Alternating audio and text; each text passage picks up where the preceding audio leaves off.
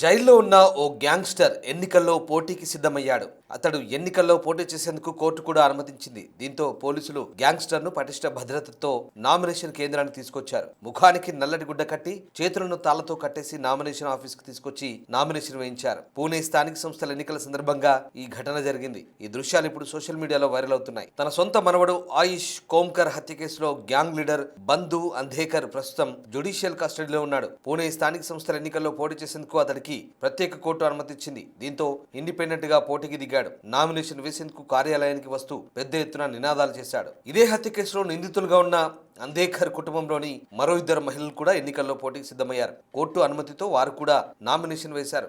ఆయుష్ September 5న నానాపేటలో జరిగిన కాల్పుల్లో ప్రాణాలు కోల్పోయాడు. అంధేకర్ ఆయన కుటుంబంలోని ఇద్దరు మహిళలతో పాటు మరో 15 మందికి ఈ హత్యలో ప్రమేయం ఉందనే ఆరోపణలున్నాయి. ప్రస్తుతం వీరంతా జ్యుడిషియల్ కస్టడీలో ఉన్నారు. పూణేతో సహా మరో 28 ప్రాంతాల్లో జనవరి 15న ఎన్నికలు జరగనున్నాయి.